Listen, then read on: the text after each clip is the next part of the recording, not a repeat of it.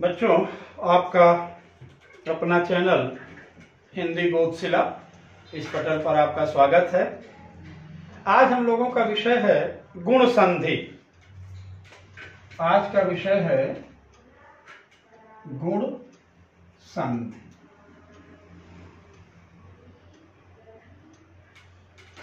ठीक बच्चों, गुण गुण का मतलब क्या हुआ? तिर्यक योग। गुण का मतलब क्या हुआ? तिर्यक योग। अब आइए इसका सबसे पहले हम लोग सूत्र देखते हैं। इनका सूत्र क्या कह रहा है? तो सूत्र कह रहा है अदें गुणः। अदें गुणः। अगर इसे हम तोड़ें तो ये आएगा बन करके अपने स्थान पर अत एं गुणः। अत एं गुणः। अब सामान्यतः क्योंकि हम लोग हिंदी के विद्यार्थी हैं, यहाँ संस्कृत की व्याख्या करने की कोई औचित्य हम समझ नहीं पा रहे हैं। जैसे कभी संस्कृत की क्लास चलेगी तो उसके अनुसार चलेगा वो क्लास। यहाँ पर अत का सामान्य सा अर्थ आप निकाल लीजिएगा कि अत का अत बना, ता का दौ में परिवर्तन हुआ था। जैसे हमने बोला सत्य सत्य आचरण, तो संधि क्या होगा? सदाचरण। ता का द में परिवर्तन। तो संधि के किसी विकरण के कारण यहाँ त जो है, यहाँ द जो है वह त में यानी त का परिवर्तन द में हुआ था। संधि करते समय हमने इसको तोड़ करके अलग कर दिया एक सामान्य जानकारी हेतु। इसमें कोई संस्कृत की व्याख्यायिता हम नहीं प्रकट करना चाहेंगे। तो यहाँ अत एं गुणः। अत का तात्पर्य यहाँ पर हम प्रस्तुत कर रहे हैं अ ई उ और री। री को हम यहाँ हटा दे रहे हैं क्योंकि उसका कोई औचित्य अवशेष बचा नहीं है। तो अ ई उ री। एं प्रत्याहार। एं प्रत्याहार हम लोग जब यहां पर नोट करवाए थे कल आप लोगों को, तो आप लोग नोट करेंगे तो देखेंगे। हम फिर से लिख देते हैं अ ई उ ण। अ ई उ ण री ऋ क ए ओंग। अभी हम यही बाकी छोड़ दे रहे हैं। तो अब यहां करा एंग। एंग प्रत्याहार का मतलब क्या हुआ? जरा ध्यान से देखिए। एंग एंग प्रत्याहार का मतलब हुआ ए ओ। एंग प्रत्याहार का मतलब हुआ ए ओ। ठीक मित्रों, गुणा का मतलब हुआ विजातीय योग। विजातीय योग।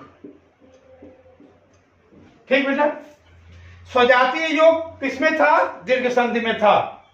स्वजातीय योग दीर्घ संधि में था। अ प्लस अ बराबर आ। यहां विजातीय योग का मतलब अ प्लस ई बराबर ए। अ प्लस ई बराबर ए। अ प्लस उ बराबर ओ। अ प्लस री बराबर अर। अ र। ये इस संधि का मूल है। अदें गुणः अत एं गुणः। जब अत प्रत्याहार के वर्ण विजातीय योग करते हैं तो एं प्रत्याहार के वर्ण ए ओ अर की प्राप्ति होती है। इसको मैं बेशक कहिए तो लिख दूं, आप उतार लीजिए इसको। जब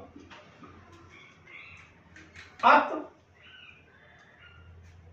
यानी अ ई उ री प्रत्याहार वर्ग, यहां प्रत्याहार नहीं बनाएंगे हम, वर्ग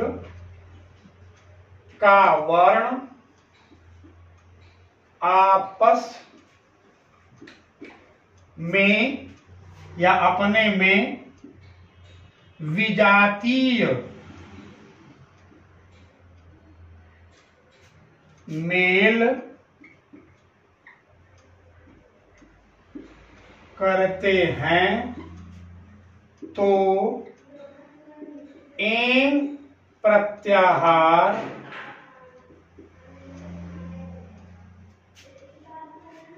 के वर्ण, या वर्ण की जगह स्वर लिखिए,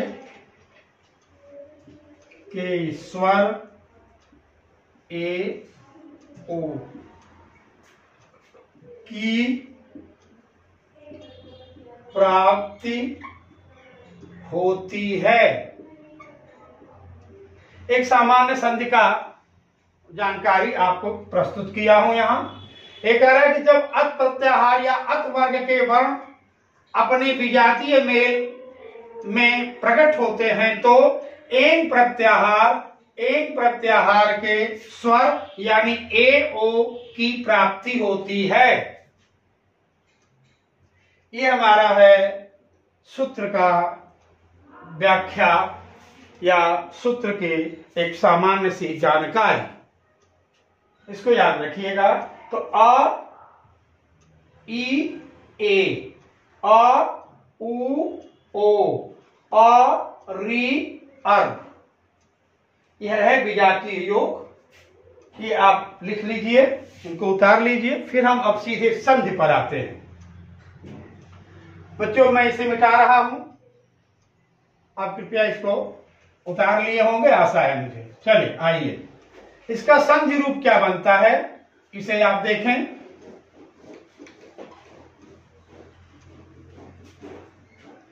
संधि कहती है कि यदि पूर्व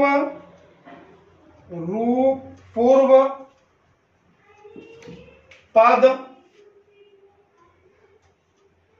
के अंत में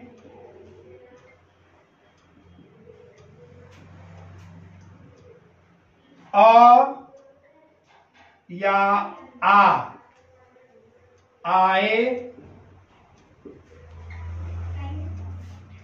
तथा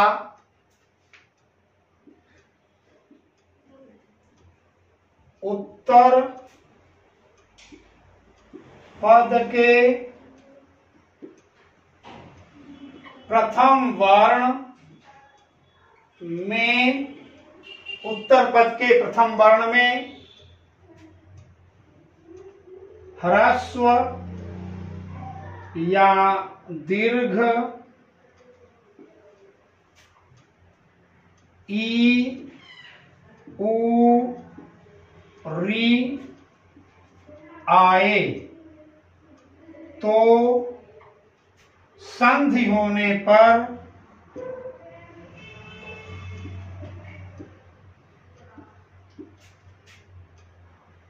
ई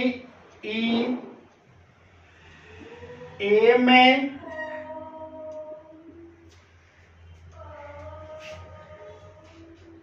उ या उ ओ में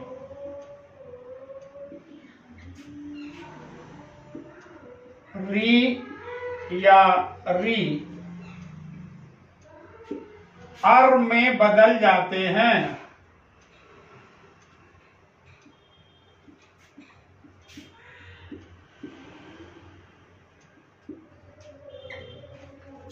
इनको आप नोट कर लें बच्चों।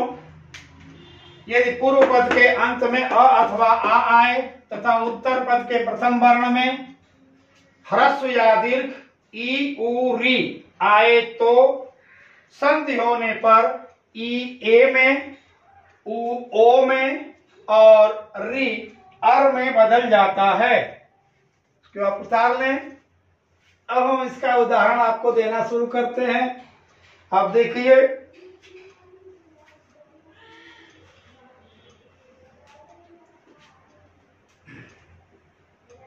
आइए मित्रों इसका उदाहरण देखते हैं। हम यहां लिखे देव प्लस ईश। मित्र यहां पर वर्ण दिख रहा है, इसलिए शक हो सकता है कि ये व है। इस नाते हम इसका वर्ण विच्छेद कर रहे हैं। वर्ण विच्छेद में हम दे को नहीं छुएंगे क्योंकि संधि मध्य में होती है, अतः केवल व को तोड़ेंगे। तो ये हो गया दे, व में से हमने अ निकाल लिया, प्लस ई और श।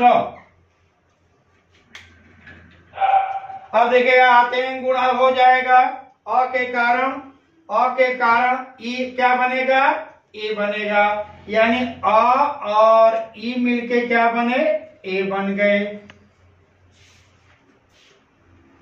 अब यहां पर देखिए, इस नियम को ध्यान से देखिए, अ आने के बाद अगर ई आए तो यहाँ अ आया, इधर ई आया, अतः ये दोनों मिलके क्या बन गए, ए बन गए। अब आप देखिए आगे, वह अपनी जगह आ गया, द को भी हम अपनी जगह उतार दिए और श अपने जगह आ गया। मित्र याद रखिए, बार बार मैं आपको कहता हूं कि संधि में यदि मध्य में स्वर होगा तो स्वर अपने बाएं चलेगा, और व्यंजन होगा तो व्यंजन अपने दाहिने चलेगा, यानी ये दोनों चल रहे हैं, इन दोनों में संधि संभव है, संधि दिख रही है पूरा साफ साफ। तो अब ये ए किस पर आएगा, व पर आएगा। क्यों? क्योंकि वर्णांते स्वरा, वर्ण के अंत में स्वर होता है। तो चूंकि हिंदी दाहिने बाएं से दाहिने चलती है, तो इनका आगे वाला हिस्सा ए से मिलेगा, यानी अगर उच्चारण करेंगे तो वह पहले आएगा और ए बाद में आएगा। तो वर्णांते इनके अंत में स्वर आएगा, अतः ये इनको मिलेगा। और ये श्रीमान जी यहां पर क्या हो जाएंगे, वे,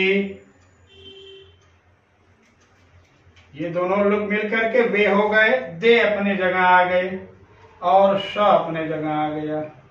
मिला लीजिए क्या हो जाएगा, ये देवेश, क्या बने, देवेश। अब इसी तरह से नर प्लस ईश, नरेश, गण प्लस ईश, गणेश, महा प्लस ईश। अब यहां अ की जगह आ जाएगा, उसको भी देख लो। हमने यहां लिखा महा प्लस ईश, तो म, ह में से आ गया बाहर, ई आ गया यहां, श आ गया यहां, आ और ई मिलके ए बन गए, म अपने जगह आ गए यहां, ह भी अपने जगह आ गए पर हलंत रूप में है, और श अपने जगह आ गए। ह और ए का संधि हो जाएगा, ये हो जाएंगे हे, म अपने जगह फिर आ गया और श अपने जगह फिर आ गया, ये हो गए क्या, महेश। क्या हो गए मित्र, महेश। इसी तरह से दिन प्लस ईश, दिनेश। जितना आप बनाना चाहें आप इसका एग्जाम्पल दे सकते हैं और इनके एग्जाम्पल्स आप बना सकते हैं। तो हमने देखा कि ई ए में परिवर्तित हुआ, वो आपके सामने है। अब आते हैं ऊ का परिवर्तन। किसका परिवर्तन देखेंगे आप, ऊ का। ऊ कैसे परिवर्तित हो रहा है आप उसे देख लें, इनकी संधियां अपनी जगह आ जाएंगी। हमने यहां पर लिखा नर प्लस उत्तम, इसका अ है। हमने इसको मैं तोड़ देता हूं फिर से, एक एक उदाहरण हम आपका तोड़ दे रहे हैं, बाकी के एग्जांपल्स और प्रैक्टिस आप लोग बाबू कीजिएगा। ये हो गया न, र, अ, इसका भी स्वर बाहर आ गया, और यहां उत्तम, ये आ गए, अ उ मिल गए, ओ बन गए, न अपने जगह, र अपने जगह, तम अपने जगह आ गया। ठीक मित्रों, ये देखिए न उतर गया, र भी उतर गया और तम भी उतर गया, ये जो श्रीमान जी। अब इनमें संधि हो गई, ठीक है, इनमें संधि हुआ तो क्या हो गया, रो, न फिर उतर गए अपने जगह, अब तम अपने जगह फिर इनको उतार लो, तम, संधि हो जाएगा, क्या बनेगा ये, नरोत्तम। तम।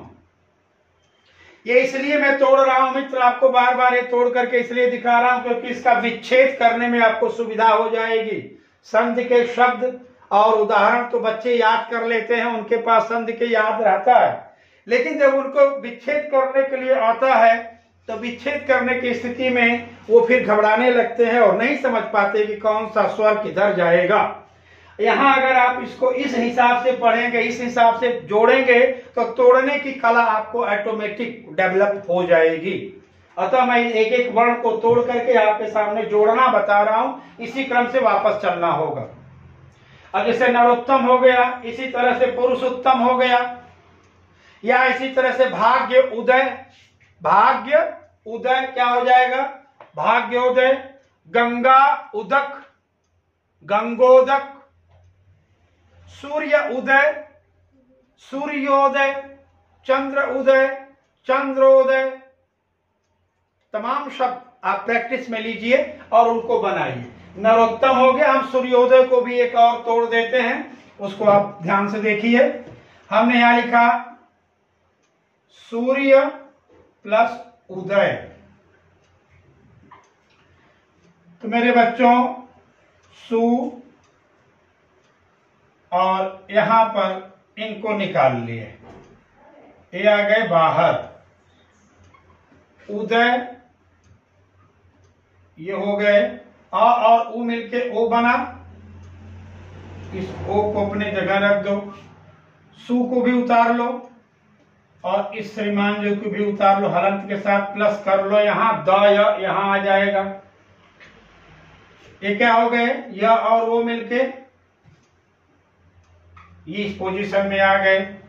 सु अपने जगह उतार दो और दय अपने जगह उतार लो। संधि कर दोगे क्या हो जाएगा, ये सूर्योदय, सूर्योदय। ठीक है मित्र, ये हो गया आपका विच्छेद की स्थिति, अरे संधि की स्थिति। अब आइए इनका एक बार हम विच्छेद देखें, कैसे विच्छेद होगा। अब हम इसको पूरा मिटा रहे हैं। गुण संधि का विच्छेद किस प्रकार से किया जाए, उसका मध्याक्षर क्या है, कहां पर वो प्राप्त होगा, कैसे हम उन्हें तोड़ेंगे। अब देखिए मित्र, हम लोगों ने देखा कि आ का मतलब आ दोनों, ई का मतलब बड़ी छोटी दोनों बराबर ए, आ प्लस उ बराबर ओ। ठीक है, और आ प्लस री बराबर अर। तो हमने ये दो उदाहरण देख लिए। अब आइए अर का उदाहरण देखा जाए कि अर कैसे बना रहा है। यहां हमने लिखा देव प्लस ऋषि। क्या लिखा, देव प्लस ऋषि। अब इनको तोड़ते हैं, इनको ध्यान से देखिएगा। दे व आ प्लस री शी। तो आ और र मिलकर के यहां बन गया अर। ओके मित्रों, दे अपने जगह आ गया और वह अपने जगह आ गया, शी अपने जगह आ गया। अब देखिए यहां पे, यहां संधि के मध्याक्षर में स्वर और व्यंजन दोनों हैं। जब स्वर के संधि के मध्याक्षर में स्वर और व्यंजन दोनों, तो ये स्वर हैं, ये अपने स्थान से किधर चलेगा, इधर, और ये व्यंजन है, अपने स्थान से किधर जाएंगे, इधर जाएंगे। लेकिन ये श्रीमान जी जो र हैं, ये वर्ण नहीं व्यंजन है, यानी रेफ हैं। और रेफ कहां बैठेगा, शिरोरेखा पर। रेफ कहां जाएगा, शिरोरेखा, अपने आगे के वर्ण पर आकर के उसके शिरोरेखा पर बैठता है। तो अब यहां पर व और अ जुड़ करके व हो गए, दे अपने जगह आ गए।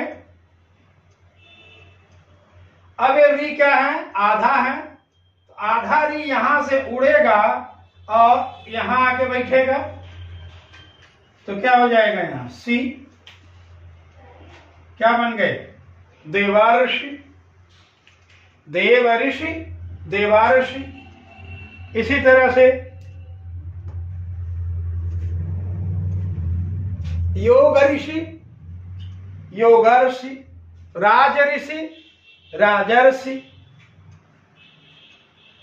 जितना भी आप शब्द बनाना चाहें इस नियम से आप बना सकते हैं। तो अब हमने देखा अ प्लस ई बराबर ए कैसे जुड़ा था, ये देख लिए। अ प्लस उ बराबर ओ कैसे जुड़ा, ये देख लिए। अ प्लस री बराबर अर, इनका क्या विधान है, ये आपके सामने है। अब सवाल आता है कि इनको तोड़े कैसे, इनका विच्छेद कैसे किया जाए। कभी कभी क्या होता है मित्रों, संधि देगा और संधि के 4 तरह से विच्छेद कर देगा, पूछेगा इसमें से कौन विच्छेद सही है। ठीक है, कभी कभी विच्छेद दे देगा, उसके 4 संधियां बना के दे देगा, वो पूछेगा इसमें कौन सही है। तो यदि वास्तव में आप वर्णों का मेल करना और वर्णों को तोड़ने की कला सीख जाओगे तो कभी भी आपकी संधि या आपका विच्छेद गलत नहीं हो सकता। चूंकि ऑफ क्लास नहीं है, ऑन क्लास पढ़ा रहा हूं मैं, तो बड़े सीमित समय और सीमित स्थिति से ही आपको देना है। ऑफलाइन क्लास में मेरी गारंटी होती है कि मेरे बच्चों को हिंदी का व्याकरण दोबारा पढ़ने की आवश्यकता नहीं रह जाती और न ही घर जाके याद करने का जरूरत। क्लास में ही क्लास होती है, क्लास में उनको कंफर्म हो जाता है, सारे डाउट्स क्लियर हो जाते हैं, सभी तरह के घुमावदार जितने भी प्रश्न होते हैं सब क्लियर हो जाते हैं। लेकिन मेरे मित्रों, यहाँ पर समय का अभाव, जगह का भी अभाव है, फिर भी आपको मैं जो अधिक से अधिक क्लियर करने की कोशिश कर रहा हूं उसे ध्यान दीजिए। तो ये तो हमने आपको संधि बता दिया। अब आइए इनका विच्छेद देखते हैं, इनका विच्छेद कैसे होता है। तो मेरे मित्र, ये तो क्लियर हो गया, अब इसको भी मैं मिटा रहा हूं। सबसे बड़ा चीज क्या आया कि हमारे पास जो गुण स्वर हैं वो कौन कौन से हैं। गुण स्वर हैं ए, ओ, अर। ए गुण स्वर है दोस्तों, याद रखना, ए, ओ, अर। इन्हीं को हम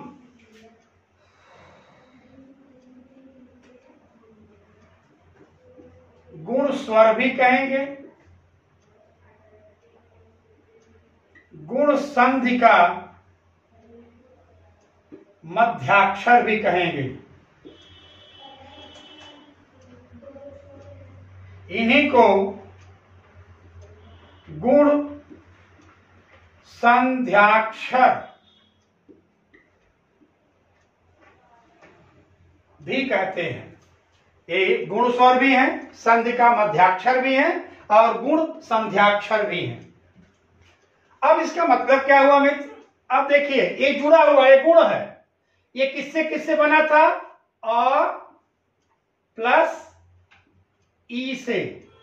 ये कुछ भी हो सकता है, यहां अ प्लस ई में आप ये मान के चलिए, यहां छोटा अ या बड़ा आ भी हो सकता है, इधर छोटी ई या बड़ी ई भी हो सकती है, कोई दिक्कत नहीं है, पर मेल एक ही होगा। अब इसमें क्या होगा, ओ में ओ बनेगा अ प्लस उ, यानी इसको भी अगर आप देखेंगे तो ये श्रीमान जी इस रूप में भी आ सकते हैं, आ प्लस उ, आप इस रूप में भी आप इनको लिख सकते हैं। ठीक है, अब आइए इनमें, ये तो अपने जगह अ ही है और ये अपने जगह री आ जाएंगे। ठीक है, इनका भी रूप आप इस रूप में भी देख सकते हैं, आ प्लस री और री। ये इनका विच्छेद है, याद रखिए। तो यानी अ प्लस ई बराबर ए संधि है, और ए का अ और ई तोड़ेंगे तो विच्छेद है। दोनों स्थिति आपके सामने है। आ प्लस उ बराबर ओ संधि रूप है। विच्छेद क्या हो गया? आ प्लस उ, क्योंकि इनका निर्माण अ प्लस उ से हो रहा है, तो जब टूटेंगे भी तो भी इनका अ अलग और उ अलग हो जाएगा। अब एक एक का एग्जाम्पल हम आपको दे रहे हैं। जैसे हमने यहां पर अभी आपको लिखा था दिनेश, क्या दिया था मित्र?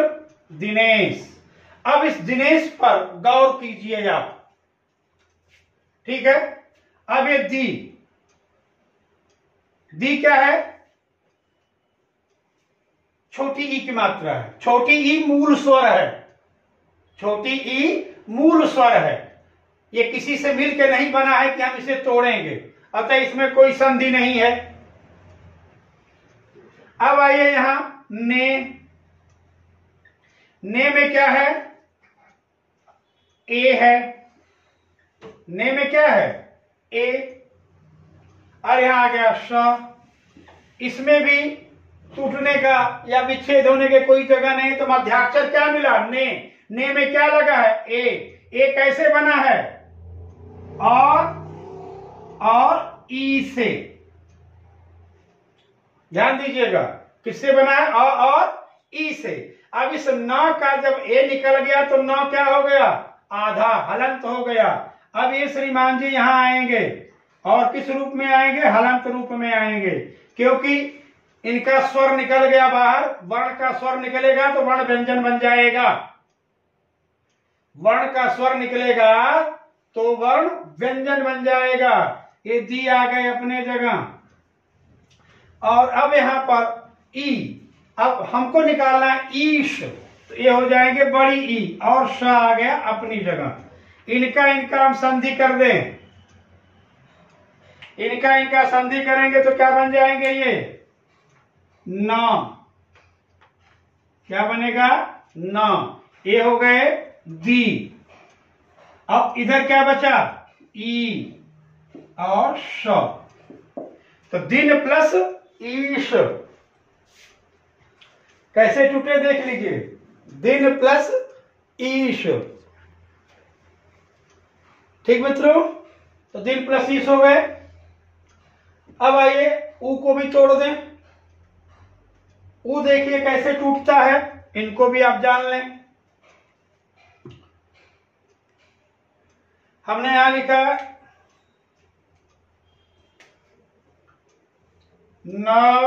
नरोत्तम।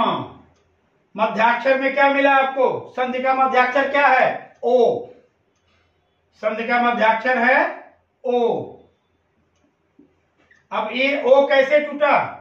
टूटेगा और ऊ से, और ऊ से। तो देखिए हमने फिर आपको बता रहा हूं, रो क्या है? वर्ण है। वर्ण का स्वर निकल गया तो वर्ण व्यंजन बन गया। व्यंजन बना तो यहां क्या आएगा? ना और र में हलंत हो जाएगा। आयतम अपने जगह आ गया। अब यहां र और अ मिलके क्या हो गए? र। वर्ण बन गया, फिर न अपने जगह उतर गया, नर। और इधर क्या हो गया? ये उत्तम। क्या बन गया? ये नरोत्तम। अब इसी तरह से एक और उदाहरण आप देख लीजिए, फिर आगे चलते हैं। इनके अपवाद मुख्य रूप से क्या है? हमारे अपवाद हैं, उनको पहले देखा जाए। ये हो गए जी अर। ठीक मित्र। और हमने शब्द दिया आपको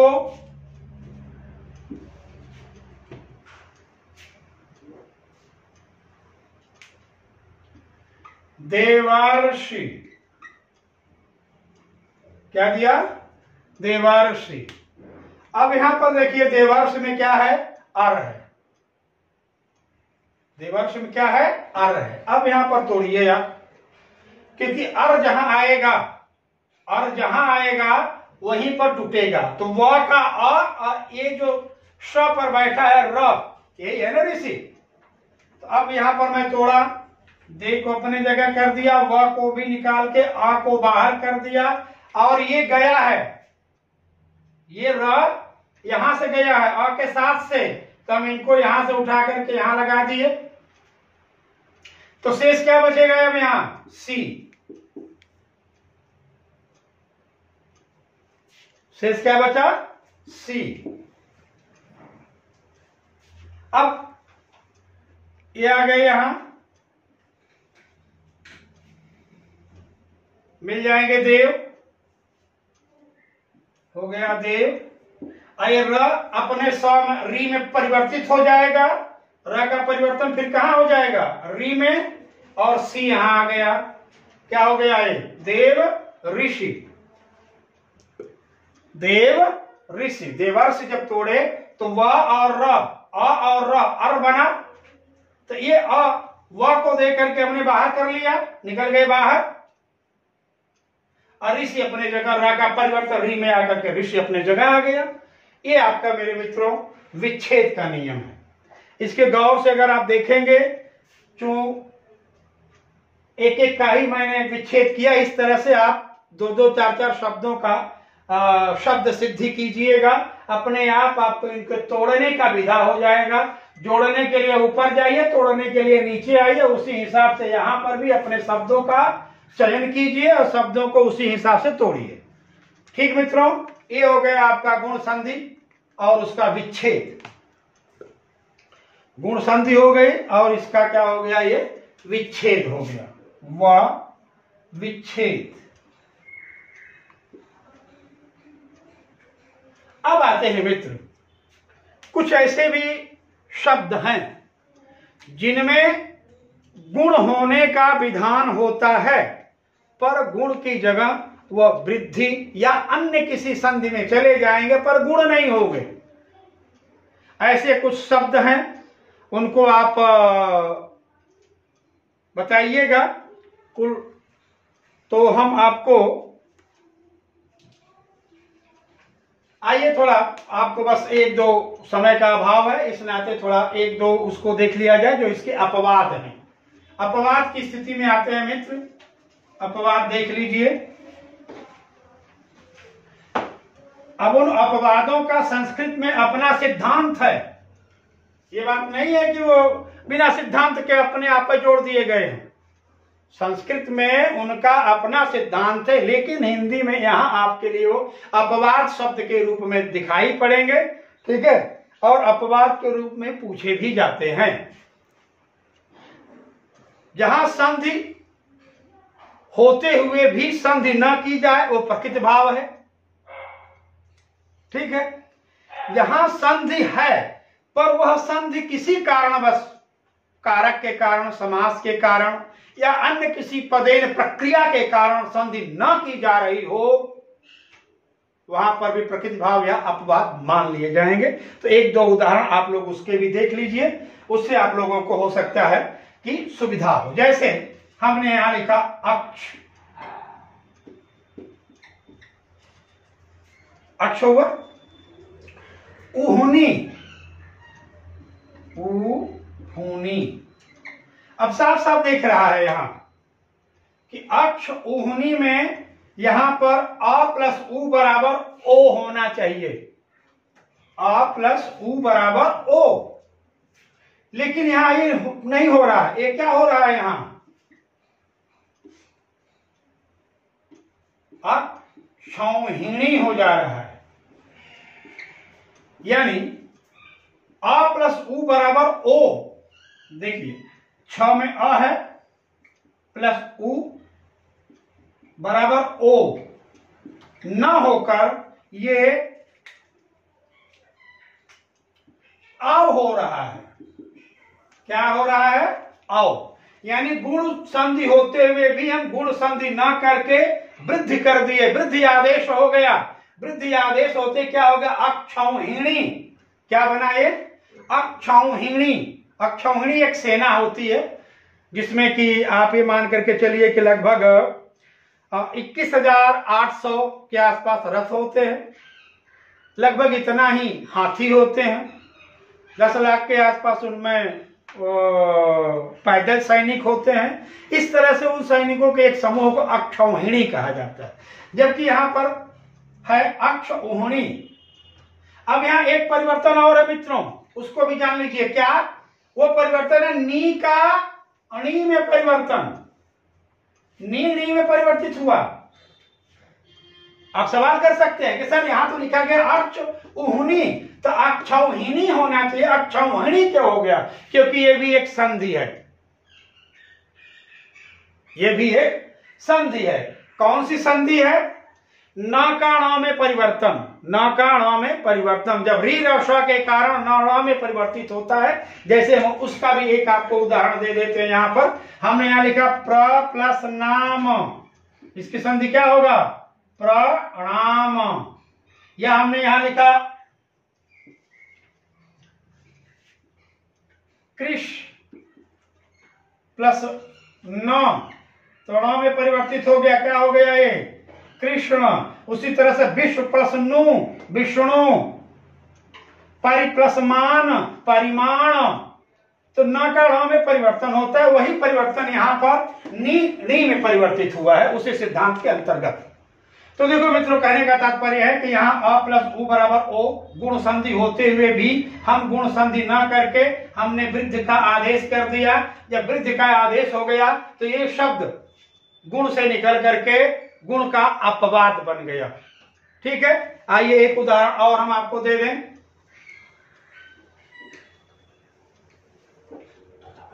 हमारा उदाहरण है प्रऊढ़। प्र प्लस ऊढ़, प्र प्लस ऊढ़। अब देखिए अ प्लस उ बराबर ओ, लेकिन क्या हो रहा है? यहां प्रौढ़ आ हो जा रहा है, यानी वृद्धि हो जा रही है। तो ये भी शब्द क्या है? अपवाद है। संधि गुण का है, ठीक है। यहां देखिए गुण हो रहा है, पर यहां पर वृद्धि कर दिया गया, तो अब ये गुण का अपवाद हो गया। कौन? प्रौ। अब इसी तरह से स्व ईरह,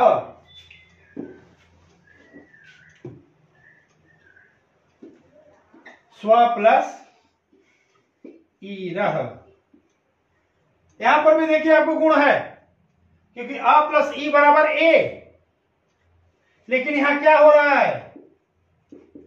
स्वैरह, यहां आय हो रहा है, जबकि होना क्या चाहिए? अ प्लस ई बराबर ए, यहां ए होना चाहिए, पर आय हो रहा है। ठीक है ना?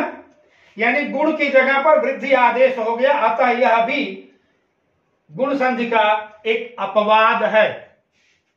तो मित्र, इसी तरह से बहुत सारे अपवादित शब्द हैं। कभी फुर्सत की क्लास मिलेगी तो हम ये सब डिटेल करेंगे। अभी आपको केवल हमको गुण संधित करना था। संधि क्या है, उसके सूत्र कैसे रहे, उनका विच्छेद करने की विधा क्या है, उनका मध्याक्षर कौन से हैं, और मध्याक्षरों को जब तोड़ेंगे तो किस प्रारूप में टूटेगा, उसी प्रारूप से विच्छेद होगा। प्लस हमारे गुण संधि के अपवाद के शब्द का कौन है, क्यों उनमें अपवाद आया, क्योंकि जहां उनको गुण होना चाहिए वहां गुण न हो करके वृद्धि आदेश किए गए। इसके कई रीजन होते हैं। जब समास करने बैठते हैं, समास के दोनों पद समान या तृतीया तत्पुरुष में आ जाते हैं तो वहां पर भी नहीं टूटता। ऋतः शब्द जब आ जाता है, स्व के बाद ऋतः आता है, तो उनमें भी स्थिति वृद्धि का ही आदेश किया जाता है। तमाम संस्कृत के व्याकरण में इनके नियमावलियां हैं, लेकिन हिंदी में सिर्फ आपसे इतने पूछ दिया जाएगा कि इसका प्रौढ़ अगर है या तोड़ दिया, जैसे मान लो कि आपको इसी को तोड़ा, तो तोड़ेगा तो बताएगा इसमें कौन सी संधि है, बताइए। अधिकतर याद रखिएगा, इन संधियों को तोड़ के पूछता है और संधि पूछता है। तो जब आप टूटे हुए रूप में देखेंगे तो आपको अ प्लस ई दिखेगा, तो फटाक से आप गुण बताएंगे। नहीं मित्र, उसको ये देखिएगा कि कहीं अपवाद का शब्द तो नहीं है वो। अब स्वैरह दे दिया, स्वैरह को तोड़ दिया और तोड़ करके आपसे पूछा तो अ प्लस ई बराबर ए, यानी गुण संधि मत लगाइए, अपवाद उसका विकल्प दिया रहेगा। इसकी सावधानी आप अवश्य बरतें। इसी के साथ बच्चों, मैं इस क्लास को अब समापन कर रहा हूं। आप लोगों से एक रिक्वेस्ट है, क्योंकि आप ही लोगों के भाई बंधु जो विद्यार्थी हैं वो भी कहते हैं कि गुरुजी आप बच्चों से बता दिया कीजिए बार बार कि चैनल को लाइक और सब्सक्राइब और वो सब जो होता है उसको कर लिया करो। मेरे बच्चों, ये चीज़ें हम आपको दे रहे हैं, इसका हम आपसे कोई पेमेंट नहीं ले रहे हैं। आपके सफलता के लिए मैं प्रयास कर रहा हूं, तो मैं पढ़ा सकूं ऐसी ऊर्जा देने के लिए आप भी सब्सक्राइब और लाइक और बेल जो भी होता है होगा आधुनिकता का, उसको प्लीज करते रहिएगा। धन्यवाद।